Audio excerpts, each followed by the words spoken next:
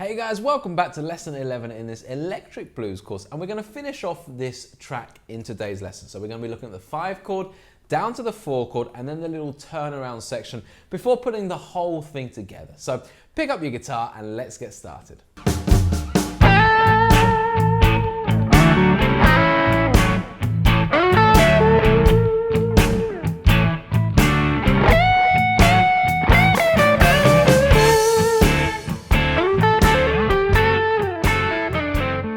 Hey guys, so if you're just tuning in, then do remember that you can head on over to the website to get all of the interactive tab, the fretboard diagrams, and the full write-ups for every single lesson. It looks great on the mobile, on the desktop, however you're viewing it. Head over there and we'll put the links in the description and in this video. Also, please do like and subscribe to this video if you're enjoying it so far and if you're enjoying the course, as well as leave us a comment. We make sure we get back to every single comment that you guys leave. Okay then guys, so in the last lesson we ended up with the 4 bars of A, 2 bars of D, back to the 2 bars of A. And now we're moving into our 5 chord, which will look like this.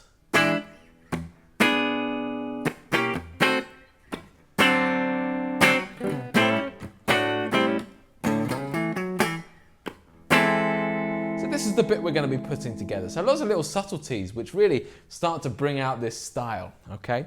So first of all, we're now on bar number 9, which we now know is always going to be our 5 chord. That's definitely one of the ones that will never change. Or I can't think of many examples where you're not going to be on the 5 chord in bar number 9. So, should be a song about that, shouldn't it really? I think I'll make it. So what I'm doing here is I'm going to the E. That's the 5 chord, 1, 2, 3, 4, 5, okay? And I'm gonna start and hit that with the C shape, okay? So remember, I'm on the A string root note of E, and therefore I can play this one, or this one. The C shape, the A shape, or the G shape.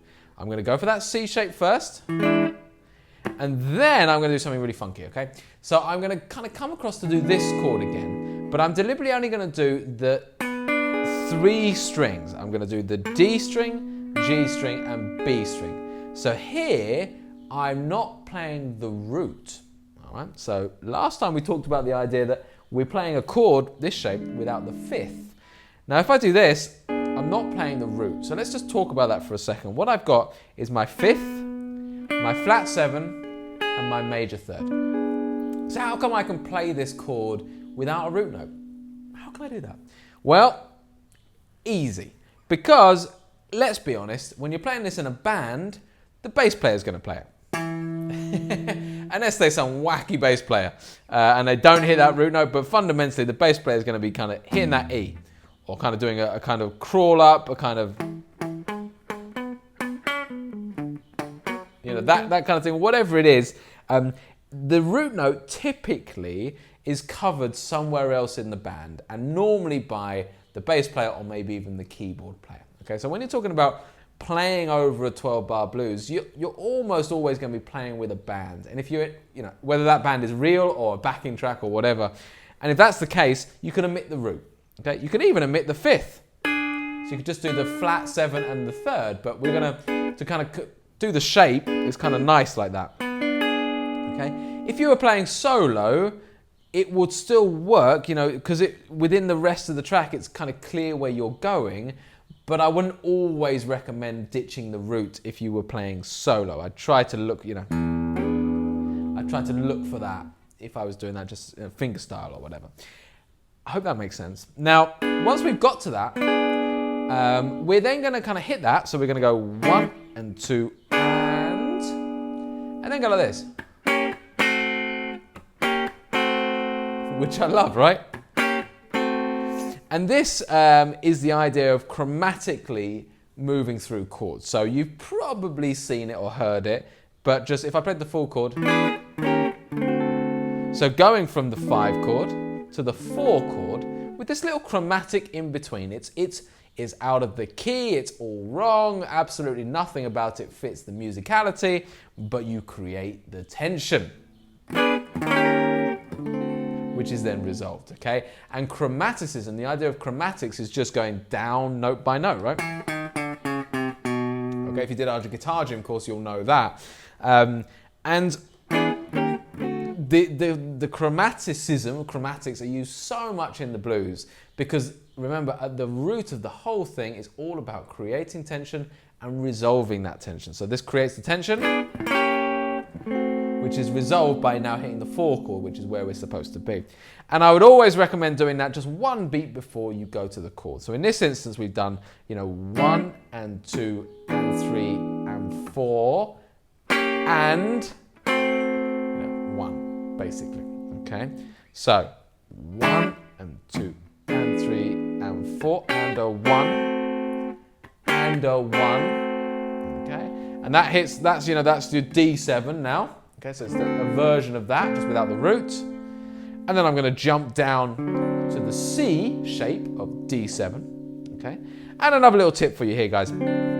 You can stop calling it C shape, G shape, E shape, whatever. As soon as you're familiar with the chord shape, just ditch that altogether because it's only going to get more confusing. This is a D7. It's D. It's just this particular shape of it. Okay, so we've got this E, crunch, and a 1, crunch.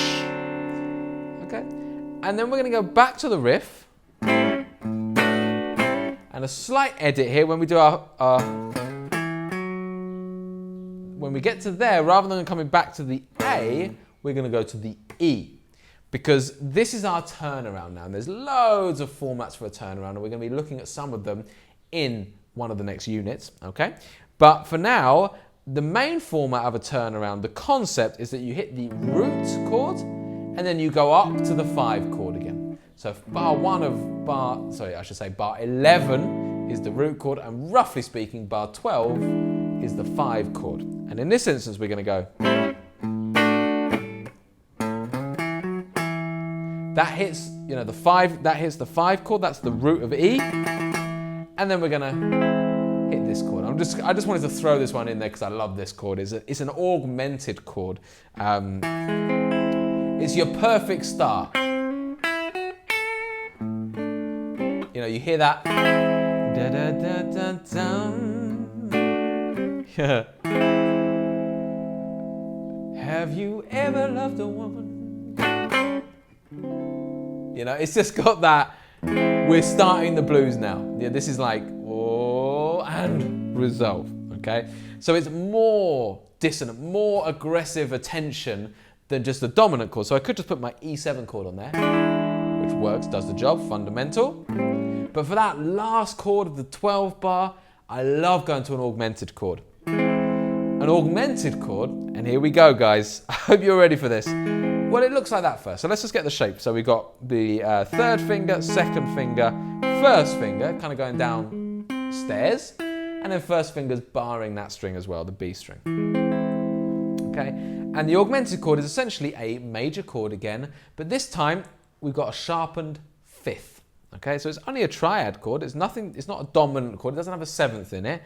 But again, just think of it in a real simple way. Don't overcomplicate it.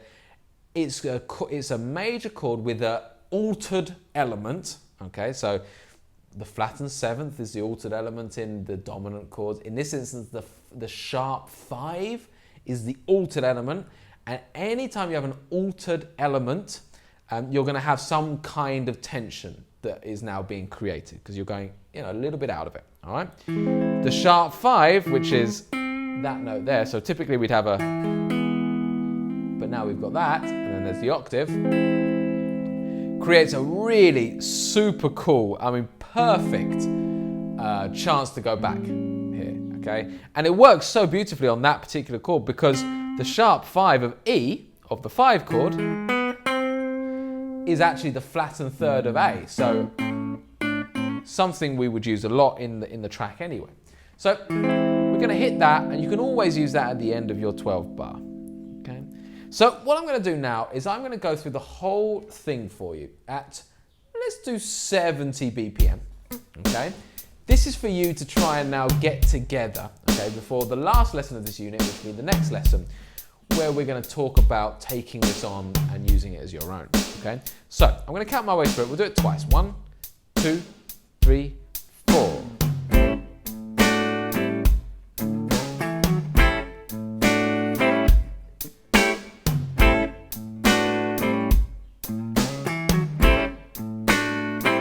then the 4 chord,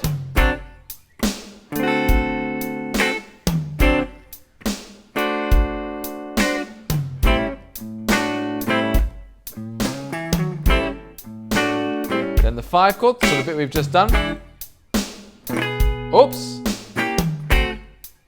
And then our turnaround.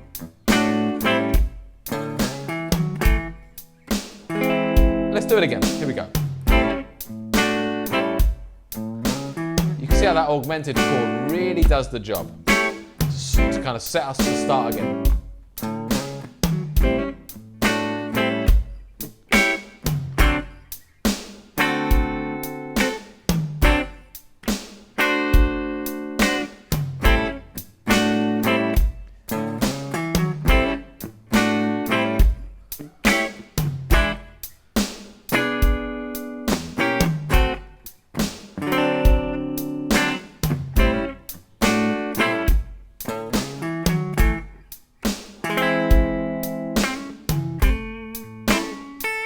And there we go.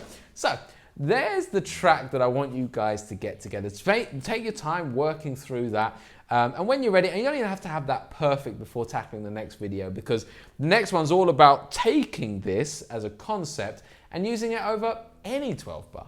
Okay, so thank you so much for watching. Please do remember to like, subscribe, and leave a comment. We do our absolute best to answer every single comment. If you've got questions, here is the place to write them so that we can get back to you and really help you out with this stuff. If you want to carry on with this course and you're loving it, then you can find the next lesson right here, and you can start the whole thing. The whole playlist is here on YouTube as well. So click one of those 2 links and I'll see you in the next lesson.